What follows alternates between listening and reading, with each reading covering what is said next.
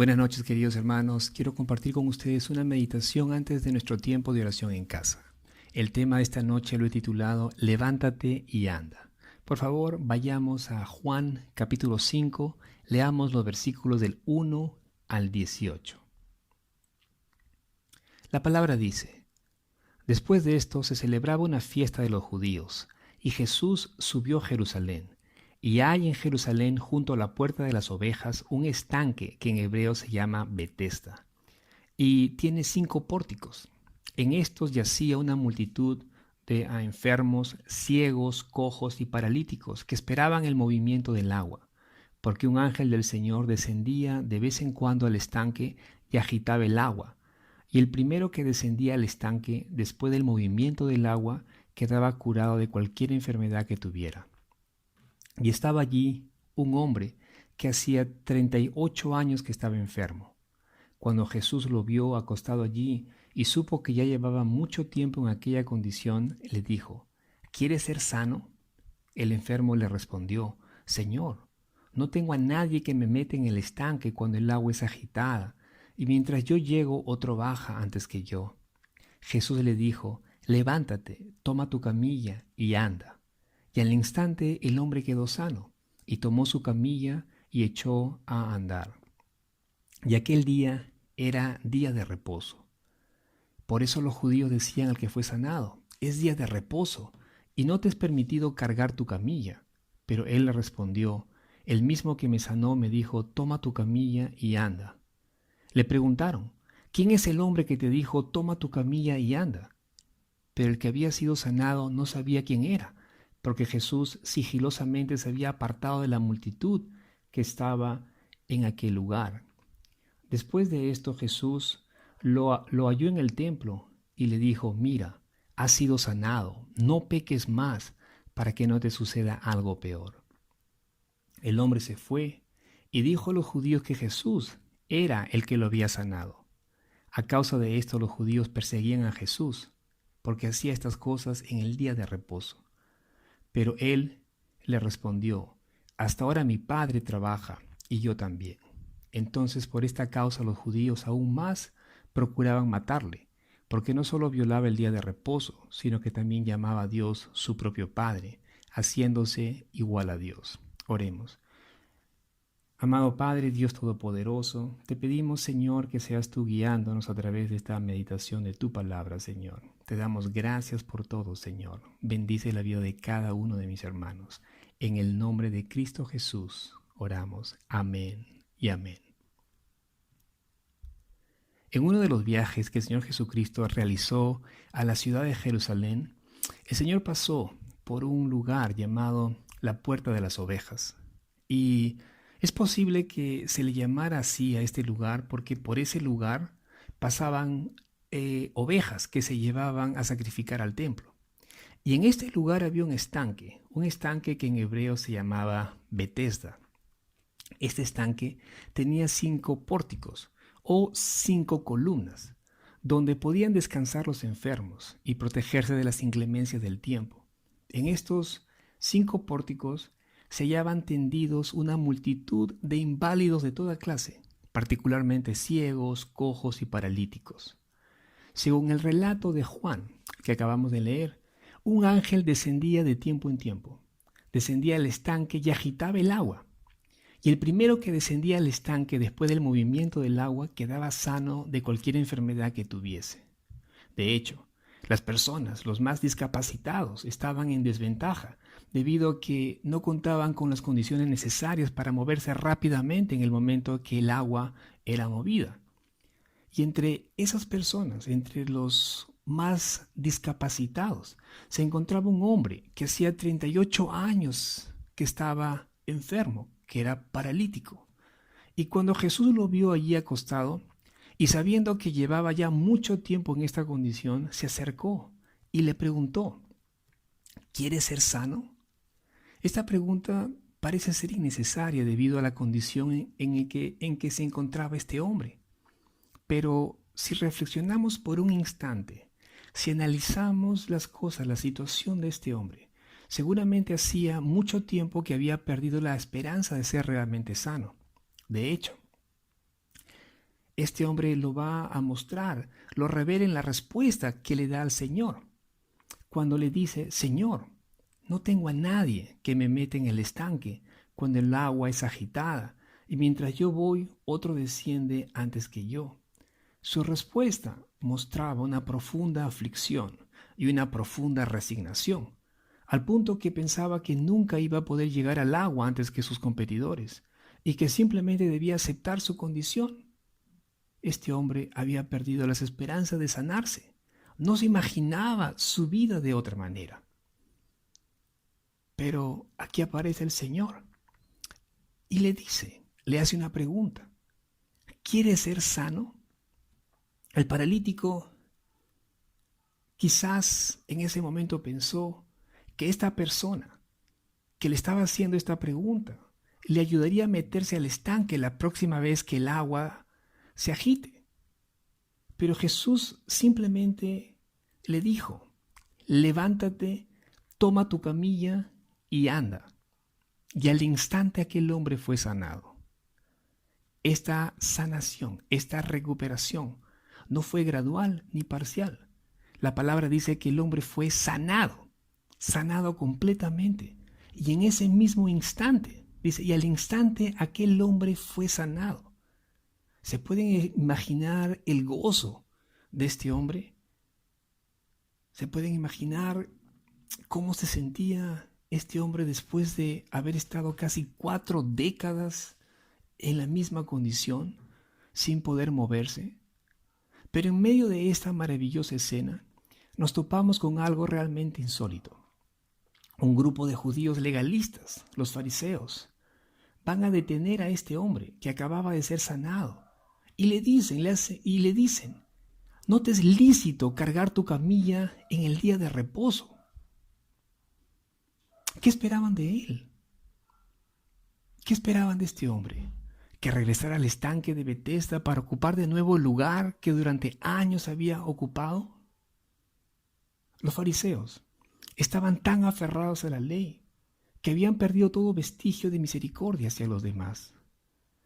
Y es que ellos habían añadido muchas condiciones y restricciones a la ley de Dios. Y en lugar de considerar al día de reposo como un día consagrado para obras de gratitud por la salvación que Dios había concedido, lo miraban como un día de descanso de todo trabajo común, ya que para ellos la salvación se basaba en lo que ellos hacían, y al cumplir ciertas normas y leyes de la ley, ellos se sentían merecedores de la salvación.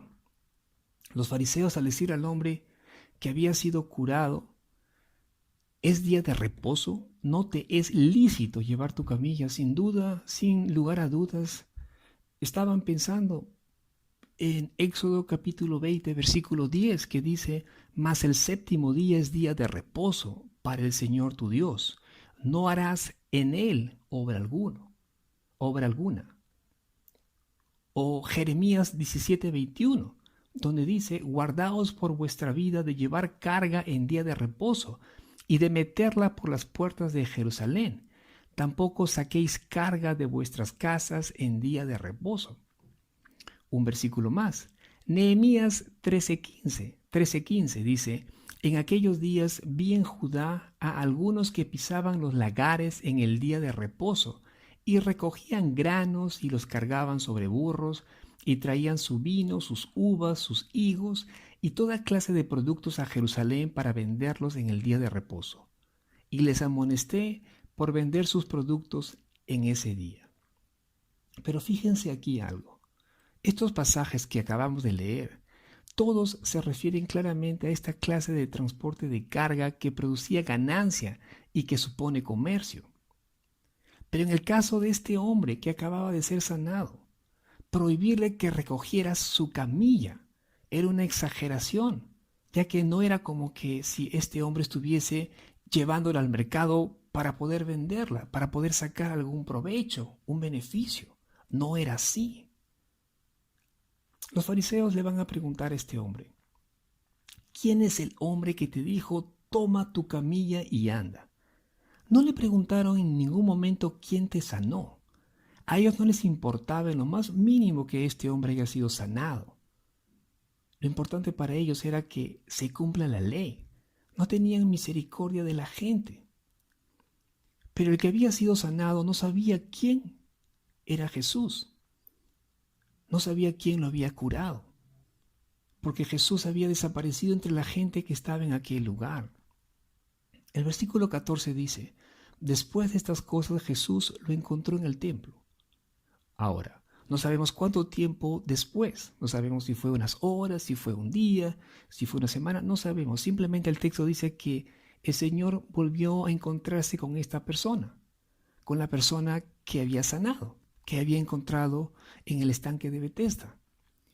Y el Señor al encontrarse con este hombre, le dice: mira, has sido sanado, no peques más para que no te suceda algo peor. La enfermedad de este hombre parece haber sido causada por el pecado, pero ojo, no quiero que piensen o crean que todas las enfermedades son causadas por el pecado, porque no es así. Fíjense lo que dice Jesús en Juan capítulo 9, versículos 2 y 3, cuando sus discípulos vienen a él y le preguntan, cuando le dicen: Rabí, ¿por qué nació ciego este hombre? ¿Fue por sus propios pecados o por los pecados de sus padres? Y Jesús les responde: ni este pecó, refiriéndose al hombre ciego, ni este pecó ni sus padres, sino que está ciego para que las obras de Dios se manifiesten en él, para que todos vean el poder de Dios obrando en él. Es decir, él no había sido ciego por algo que él mismo haya cometido, ni sus padres hayan cometido, sino que él estaba ciego para la gloria de Dios, para manifestar la gloria de Dios en la sanación que iba a suceder en ese momento. Volviendo al paralítico, en el relato que acabamos de ver, de escuchar hasta este momento, no se dice nada sobre algún cambio en la condición espiritual de este hombre. Si bien es cierto, su cuerpo había sido sanado, pero el Señor también quería que este hombre sea salvo. El Señor estaba interesado que este hombre también se salve, no solamente sea sanado físicamente. Por eso cuando lo ve le dice: no continúes pecando.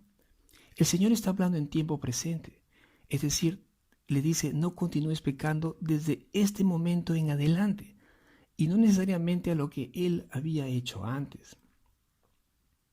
Es como sucede con nosotros. ¿Cuántas cosas no hemos hecho antes de venir a Cristo? Pero el Señor, desde el momento que venimos a Él, es cuando Él también nos dice a nosotros: no continúes pecando. Antes de venir a Cristo, todos nosotros éramos esclavos del pecado. Aún no habíamos sido reconciliados con Dios. Pero ahora nuestra condición es diferente. Una vez que venimos al Señor, venimos a ser nuevas criaturas en Cristo. La palabra dice que las cosas viejas pasaron, he aquí todas son hechas nuevas. Segunda de Corintios 5:17. El Señor le advierte a este hombre que no continúe pecando. De otra forma, le aguarda algo peor que la enfermedad física de que acababa de ser librado.